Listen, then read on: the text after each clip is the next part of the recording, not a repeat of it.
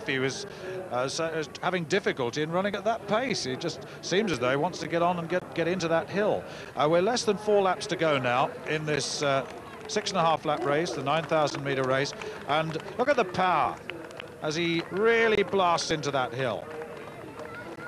He's been spending a lot of his time in Holland, where he's coached by a former colleague of mine, Jos Hermans, and Jos was telling me it's very easy to coach him. All I have to do is tell him to slow down a bit. So you're right, he doesn't seem to have too much trouble on a course like this or on the track. Number 12, they're working hard up the hill, John Tracy, twice World Cross Country champion in his time, but that was a few years ago. And there's Eamon Martin. Well, he said he was training fit, but he didn't think he was racing fit, and that certainly seems to be the case today. He looks forward to running in the World Cross Country Championships and then at the Spring Marathon, which probably would be the London Marathon. They need the races at this time of the year when they're heavy in their training. Steve Tunstall and Joseph Keybour in 4th and 5th place, but the leader, Andrew Pearson, well, he said he'd eased off a lot for this race. He's eased his training back to about 50 miles. And Gebreselassie said he wasn't too bothered about the conditions because he felt strong, he felt well. He won a cross-country race in Paris a couple of weeks ago, and he was 7th in the World Cross Country Championships last year. So his steps to the top started in '92 when he was 2nd in the World Junior Cross Country Championships. Then he was gold medalist in the World Junior Track 5,000 and 10,000 meters, and then last year in Stuttgart he really came of age, where he won the gold medal in the 10,000 meters and the silver medal in the 5,000 meters. Great distance runner already. And funnily enough, I was talking to Gebrselassie yesterday, and I was asking about how he came from nothing to international class in such a short time, in 2 years. And he said, since I was the age of 5, I've had to run 10 kilometers to school every morning and 10 kilometers home every evening. And I said, well, did you really run that, or did you just get there on walking or hurrying or what? He said, well, no, I had to be early for school to get my lessons, and my father's a farmer, and I had to be back home in time so I could help on the farm. He said, so I've run 20 kilometers a day since I was aged 5 or 6. Seems a bit difficult to believe that, but when you look at how quickly he's come into the international class, world champion, then you've got to believe that the background of running to and from school certainly is helpful to those Africans. So, lead, Andrew Pearson. Gebrselassie, the Ethiopian, in 2nd place. In 3rd place is Spencer Duval. In 4th place is Joseph Keybour, the Kenyan, the 21-year-old 5-kilometer champion, the Kenyan champion, that is, this season. Then number 13, Rudy Walem, the Belgian, 7th in the recent Brussels cross country. I said earlier, this is the 3rd of the series of World Cross events, France and Brussels, the 2 events already gone. Then number 8, Steve Tunstall, the French-speaking Lancastrian, as Brendan said, spent some time in the Foreign Legion. He was in the parachute regiment, real tough customer. Then number 24 is Barry Royden. That's how they line up at this stage, and we'll be coming up now to 3 laps to go. It's just on 3 laps to go now in this 9,000 meter race. And still the lead, Andrew Pearson, the Briton. He's only 22, from Longwood Club, 8th in the National Cross Country Championship at the beginning of 1993. There's Dave Lewis, who had to withdraw from the World Championship Marathon wearing number 4. Eamon Martin still in there, always looks to be running with some difficulty. Tremendous talent. Well, Gebrselassie has taken it on, and I wonder how Andrew Pearson will react to this. Perhaps Paula has some comment on that. Andrew's running very well. He's been very brave, taking it out, pushed it on hard, and now all he wants to do is hang into Gebrselassie, as he's taking him well away from the rest of the group and pulling him on well. Well, Gebreselassie now just letting it go a bit, letting himself run, and look at his cadence up that hill. Look how quickly he's attacked that hill. But Andrew Pearson's responded very, very well indeed. And Andrew Pearson in 2nd place, being chased now by Steve Tunstall, who's really took the first half of the race quite casually, now starting to move strongly through the field. Number 69, Spencer Duval. Joseph Keybour, number 9, Kenyan. Number 13, Rudy Walem of Belgium. And then Dave Lewis, who had a really slow start of the race. I'm delighted to see Dave moving through, and I'm sure he can get closer than the 6th place he's in at the moment if he just keeps working at it. But the race is looking a bit ominous for Andrew Pearson. Gebrselassie, the world 10,000 meter champion, looks perfectly at home on this course. looks very easy, looks very, very comfortable. And all those years of running 10 kilometers to and from school in Ethiopia certainly hasn't done him any harm. I think some of the British distance runners should listen to that and start thinking about that. Maybe the easiest way to get to and from school is to run. Andrew Pearson in second place. Steve Tunstall, number 8, moving strongly now, going after Pearson. Good to see Steve Tunstall coming back to his best form, because he won this race a few years ago when he just returned from France and this hard stint of training and the regime he had in the French Foreign Legion. He took the athletic world by storm that winter, but we've had a bit of a disappointment from Steve, and he's been disappointed with his form too. About 2.5 laps to go now as they go through that start on the far side of the course from the finish. And Gebreselassie looking so comfortable. We often forget, you know, when we say he's the world champion at 10,000 meters, he's actually the silver medalist at 5,000 as well. He had a tremendous, almost a double. It was a tremendous performance, and such natural, uninhibited running talent. It's the sort of thing that when the coach sees an athlete like this, he doesn't have a great deal to do, as Brendan was saying earlier. Go out and run, and the job is to contain him and to control him and to set him on a path that is not going to injure his future. I guess quantity of running would be an important part of the control factor here. But if you see Haile Gebrselassie, the Ethiopian there, his coach Jos Hermans was telling me that he tried to get him to change his name, so to get rid of the Gebri bit and just call him Haile Selassie. When you look at him running like this, you can understand why he tried to persuade him to do that.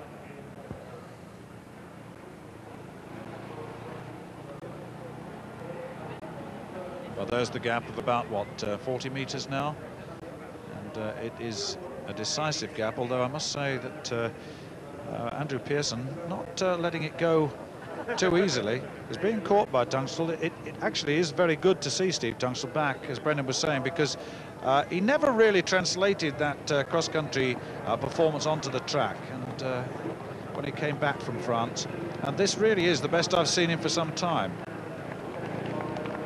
So relaxed, total and utter relaxation, but a lot of credit to this fella, the first Briton home in the international cross-country last season. Tunstall looks as though he might well have the sort of pace that will overtake this young fella Pearson towards the end of this race. He's gradually, slowly but surely, made up the leeway, and one feels that perhaps, knowing he has a little bit of a finish on him, perhaps he may well be able to take the second place. But that would be unfortunate for Pearson, because he's gone out there and shown a great deal of character today. He's set himself up, he's taken on the best in the world. He has that odd little glance up, takes his eyes off the track, away from that concentration, that deep concentration, just to see where the Ethiopian is, just to see whether there's the slightest chance. And there's a sylph-like figure going a little bit further away at the moment. Well, it's good to see Andrew Pearson running well here. He's one of the few up-and-coming youngsters who are making their grade in cross-country running, because most of the Britain's top cross-country runners are at age 29 or 30, and Andrew at the age of 22 has got a good future to look ahead to. Gebrselassie leading, looking comfortable, running strongly. Andrew Pearson working hard but running well. Steve Tunstall is going to obviously challenge him, and it's going to be an interesting race for second place. Rudy Walem, Belgium, in fourth place. And then Dave Lewis coming back to the kind of form we expect Dave to run. Every time of the year, every race you see, you always get a good run for your money from Dave Lewis, who's enjoyed the last year or so, apart from his running, with his favourite football team, Blackburn Rovers. We used to take the mickey out of Dave because he was such a Blackburn Rovers fanatic when they weren't doing so well, and now he's had the last laugh on everybody, and he takes every opportunity, like just before the race, to remind me of that. Steve Tunstall in second place. Andrew Pearson really has to work hard now and just stay in there behind Tunstall. Tunstall's running more smoothly, but Andrew Pearson was a bit more aggressive and took the race on. Tunstall's come from a long way behind, and Andrew Pearson's really got to work at it. Stay in there. These two will be part of Britain's World Cross Country team in a few months' time in the World Cross Country Championships, but we need to see a bit more show of form from the rest of the team. Otherwise, I don't think we're going to be making any impact on the world scene this year. But making an impact on the world scene against the Ethiopians and the Kenyans is an awfully difficult thing to do. Gebreselassie, very, very comfortable, has the race his own way, taking it very easily now, just looking around. There's no point in killing himself. All he's got to do is keep going at this pace and he's doing that with certain ease. 1.5 laps to go then. So we're talking about just under 2,000 metres. And the battle, as we've said, for second place, but this fella drifting down to the bottom of that very difficult slope in these slippery conditions, next to that fencing. They're all choosing that. Dave Lewis going well now. He's in 4th place, and remember, Lewis, if I remember correctly, was 3rd last year. Yes, he was. Got a team bronze in the World Road Relay for Britain last season too, and that was the 92 season. And he's always shown good form on the country, and never quite translated it. It was such a shame that he was injured before the marathon in Stuttgart. He was selected for that event. Tunstall are now starting to move away from the fella who's shown great character, Andrew Pearson, who took on the Ethiopian. There's Tunstall, cross-country champion. Was the trial race this last year. He's won some races on the country. And just looking now, coming up soon to 1 lap to go, which will be just over 1,300 metres, as they come back into the far end of this marvellous museum, this open-air museum, open to the public, one of the great sightseeing opportunities. Dave Lewis now in 4th place, and Lewis, very, very talented. The Rossendale Harrier, national cross-country champion twice in 85 and 89. 7th in the World Championship half marathon was Lewis, and he's looking better, isn't he? He's starting to surge a little bit. Well, he's going, as his race is going further, Dave Lewis is getting stronger, and he's running really well. He's beginning to travel now, and once you see him in full flow, then Dave Lewis is a very, very good cross-country runner. Dave Lewis there in 4th place, beginning to chase Andrew Pearson. Rudy Valem of Belgium in 5th place, and then Spencer Duval in 6th, and Joseph Kibor in 7th, and John Tracy in 8th place. Behind John Tracy, Colin Moore, Carl Thackeray and Barry Royden.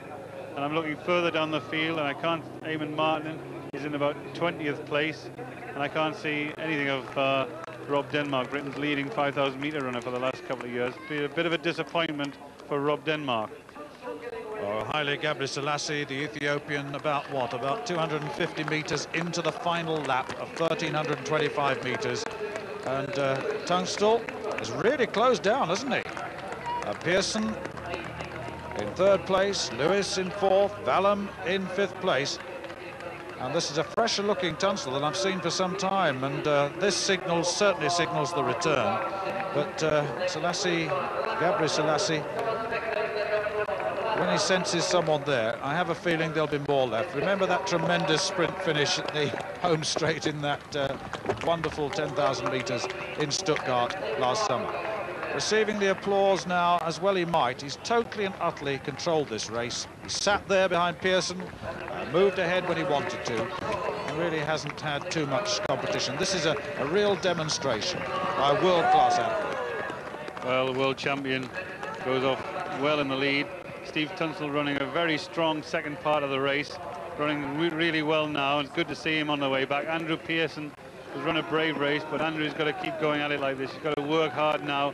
It would be a shame if he was to lose 3rd place after the way he's run, but I think at the age of 22 against these boys, I think Andrew's done really well today. But if you look at Gebreselassie, his target for the next few weeks, run a few cross-country races in France, and I think they'll see a clean pair of heels there, and then come back in a few months' time and try and win the World Cross-Country Championships. He beat the Kenyans on the track in the 10,000 metres in Stuttgart in the World Championships.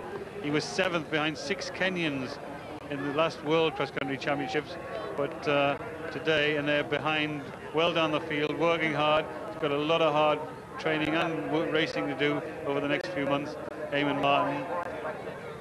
But Gebreselassie completely in control, and I think he's going to take some beating in the World Cross-Country Championships, and it'll be very interesting to see him against a field of 7 or 8 of the top Kenyans in a few months' time in that race, which will be held in Budapest, and we'll see on BBC television in March. Well, I reckon about 400 metres to go then for the world 10,000 metres champion, Haile Gebreselassie. Remarkable piece of running. He hardly looks as though he's been out. He's hardly breathing at all. Majestic in style, totally natural, and a natural runner, if ever there was one. A talent that will be very difficult to beat, not only on the country, but on the track again this coming season. Soon he'll turn in and head in towards the home straight. He's at the top of the course right now. Little glance over his shoulder a couple of times just to see where people are, and the answer is they're well down, what, about 50 or 60 meters, and he's coming now with about 150 meters to go into the home straight to receive the acclaim of this crowd that's turned out here at the Beamish Museum to celebrate the first day of the new year with some marvellous cross-country running. And it's fitting that a world champion should provide a world-class performance in the final event of this day. Smiling all the way down the straight, Haile Gebreselassie of Ethiopia takes first place in this 9,000-metre race. In second place, Steve Tunstall, a very good performance by him. Valheim in third place, Pearson in fourth, Lewis in fifth, and those way ahead of the rest of the field. Spencer Duval, who ran well earlier on, he's coming in now, being the 69. Moore and Tracy coming in, and Colin Moore, John Tracy. Number 7 is Carl Thackeray of Great Britain. But the story is that a world champion has provided a marvellous performance. Haile Gebreselassie of Ethiopia, just 20 years old, has taken this race. But what a day of competition we've had. John Mayuk of Britain won the 3.6-kilometre race. Paula Radcliffe beat Zola Petersi and Olga Bondarenko over 5,000 metres. And this final result completes the day. Haile Gebreselassie of Ethiopia from Steve Tunstall from Rudi Valem. That's it from Beamish Park for today. Maillot rouge et blanc.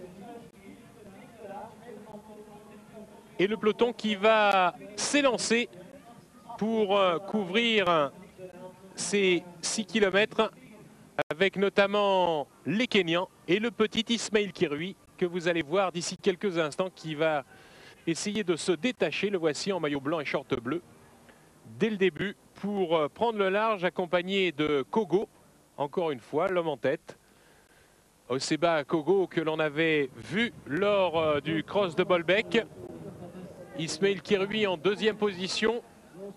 Les Kenyans bien accompagnés par notamment Addis Abebe, le jeune Éthiopien qui est présent ici et qui essaye de rester au contact. Et vous allez voir que le terrain est très très lourd.